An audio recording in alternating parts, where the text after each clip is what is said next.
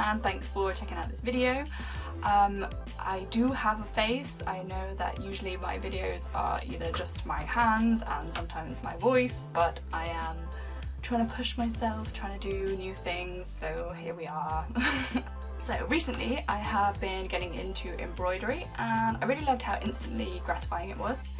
And you can, with just some basic stitches, you can create something really, really pretty. So it does take some time and patience to get right, but it's quite a mindful activity as well, and once you get a good flow going, it's actually really quite relaxing. So in this video I'm going to go through how to do 8 simple stitches and then show you how I use those stitches to make a simple floral piece in an embroidery hoop. So I am using a hoop, an embroidery needle, some embroidery floss in multiple colours, and some plain fabric. This is just some cotton, and it's quite a nice neutral colour, a good background. It's quite an open weave, so the needle and threads will pass through easily.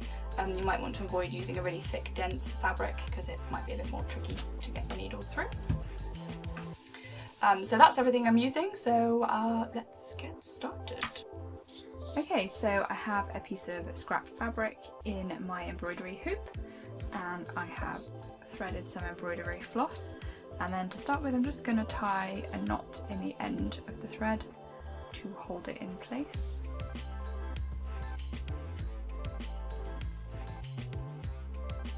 Okay, so first stitch is the straight stitch.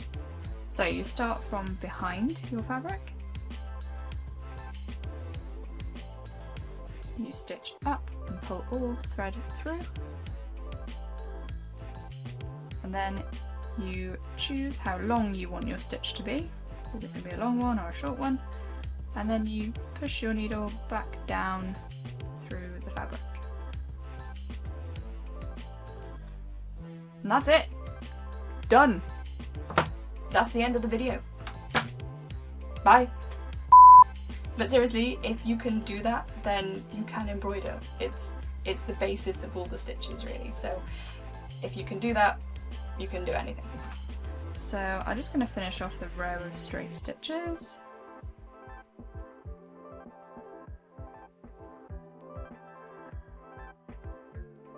And you can put all these stitches together to create different shapes. So for instance, I'll just do a little star.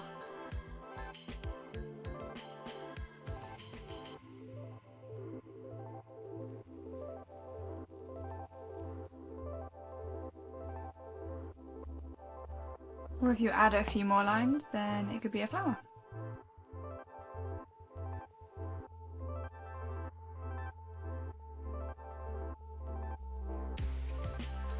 And this then leads on to the satin stitch, which is just straight stitches all sewn next to each other to create a satin-like look, and that is good for filling in blocks of colour or solid shapes. So I'm just going to draw a shape with a pen on my fabric to fill in.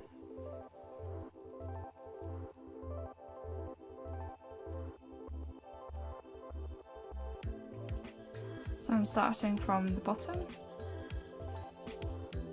push the needle up, pull the thread all the way through,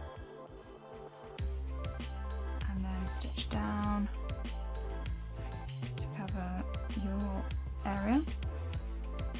The best way of doing satin stitch is usually to sort of do it in smaller blocks. So if you mark out a smaller area, I've managed to get my thread in a knot, and then go back and fill in that space. So I'll do a stitch between those two lines.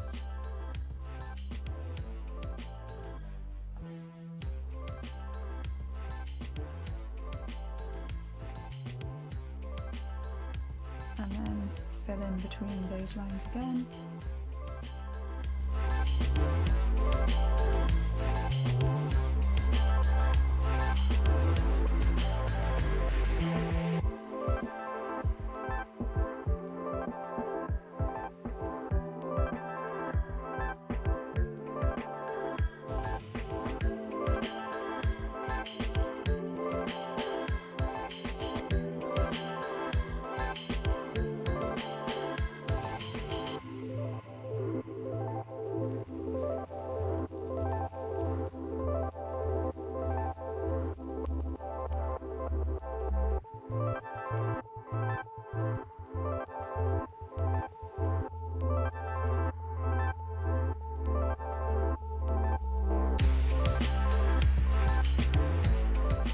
This next one is a bit more difficult and it builds on the straight and satin stitches, and it's the Fishbone Stitch. So first I'm just going to draw a guideline to stitch inside.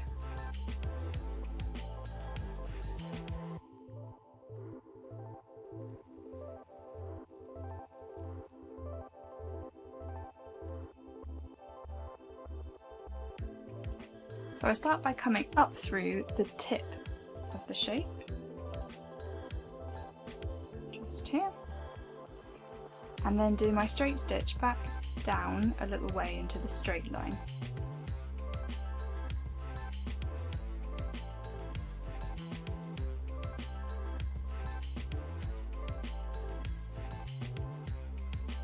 And then from there I'm going to come back up to the right of that first stitch, following the line of my shape, and then I'm going to stitch back down at the bottom of that first line, following the line down the middle, and then I'm going to do exactly the same thing on the left side. So I'll come up just below that top stitch and go back down at the bottom. And then you just keep alternating left to right, or right to left, whatever your preference, all the way until your shape is completely filled.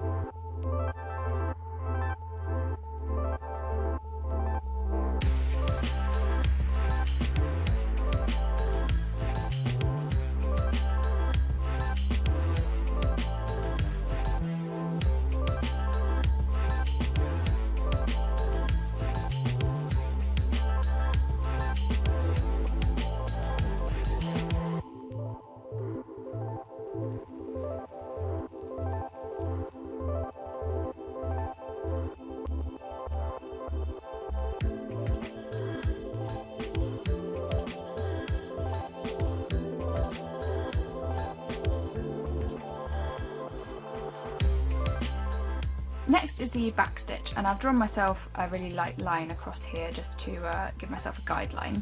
So you come up through the bottom of your fabric as always, and you stitch that back down through just as you would for a straight stitch.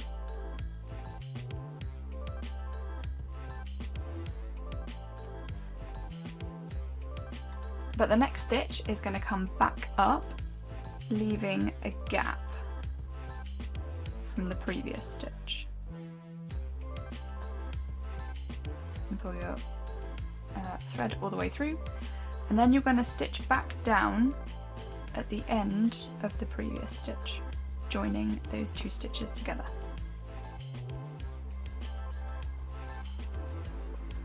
So you leave a gap when you come up, and you go back on yourself to join up those stitches,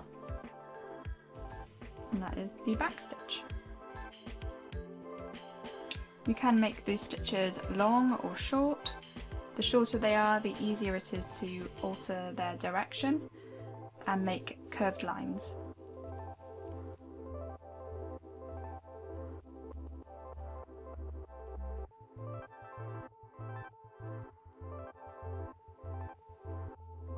Stem stitch is up next, and it's kind of similar to the back stitch. So you start the same way, come up from the back and stitch down, but before you pull your stitch completely tight, you're going to come back up between those two stitches, so find a middle point between those two, and then pull your stitch tight. You go back down and you leave a gap again from the previous stitch so that your next stitch is a similar length to the first one.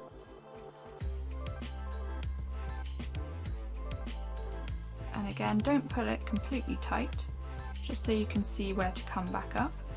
So you're going to come back up where the previous stitch finished, so it's easier the second time you've got a marker. And again, you go down, leaving a gap, leave a little loop, come back up at the bottom of the previous stitch, and then pull it tight. You want to make sure you're consistently coming up the same side of the previous stitch to keep the pattern neat. It kind of looks a bit weird if you change sides, so if you notice, I've always been coming up and making sure my needle is underneath that stitch.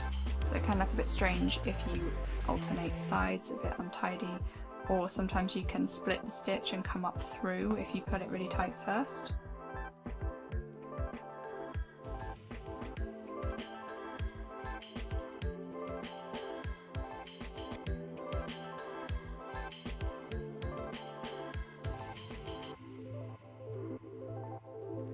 Okay, so now it's the chain stitch, and I've drawn some dots as a guide this time rather than a straight line, and you'll see why in a minute, but I struggle with this one to get this one in a straight line, so I need a bit of a guideline sometimes. So I'm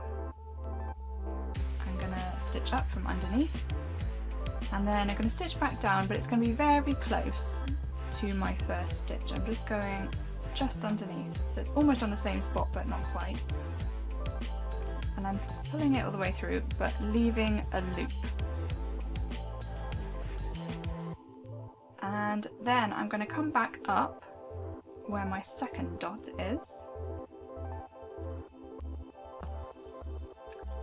and make sure that my thread catches that loop. And then I'm pulling it all the way through. And I'm not pulling it really, really tight, I'm just pulling it tight enough to get it all the way through, but not really taut. And then I'm just stitching back down, almost right next to that stitch again, inside the loop, and again leaving that extra loop there. I'm coming up through on the next dot,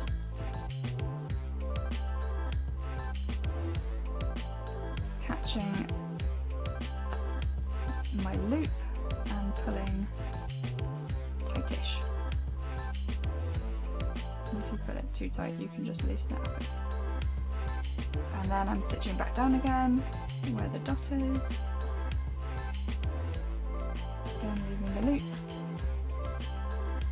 stitching back up on the next dot, pulling that through, stitching back down on the same dot, and you just carry on like that until you have the length of chain that you want.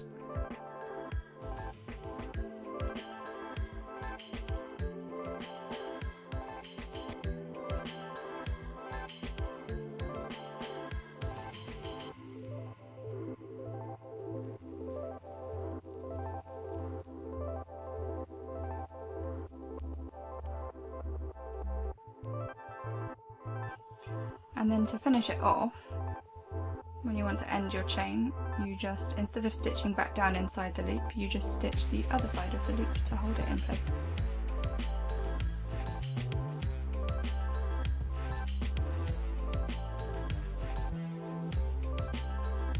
And that's the chain stitch. And then very similar to that is the detached chain. So it's just like that last stitch we did here. So you come up through the fabric, back down almost next to your stitch, and then whatever direction you want your loop is where you're just going to put a little stitch at the top. So come up, catch your loop inside your needle, pull it tight-ish, and then put your stitch the other side of that loop. just holding it at the top.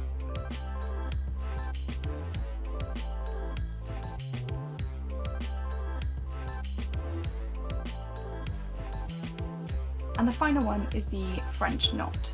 So you come up through the fabric and then you wrap the thread around your needle at least twice. I like to do it 3 times.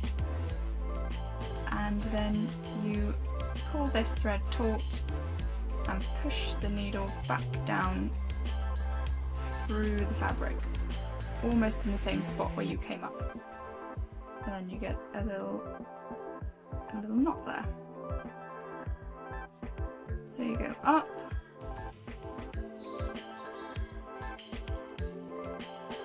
wrap the thread around the needle 2 to 3 times, pull it tight, and then push the needle back down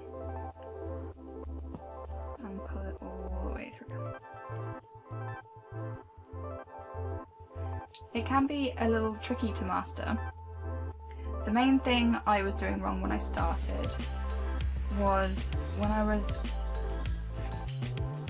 wrapping this around, I was just leaving it loose and I was pushing it back down like that.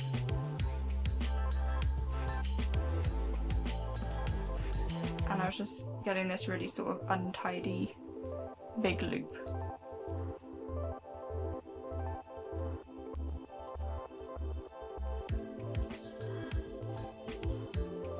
So you just need to make sure when you're going back through, so you wrapped it around and you pull it taut so that your needle is really close to the fabric when you stitch down back through, and then you get a much smaller, neater knot. There might be instances where you want a big fluffy knot like that, but usually you want smaller, neater ones. And that's it. Those are 8 basic embroidery stitches, and if you want to see how I use these to create a decorative hoop, then stick around. I will add a time lapse of how I created this simple design. But thank you very much for watching, and if you found this useful, please give it a like and consider subscribing. Thanks, bye!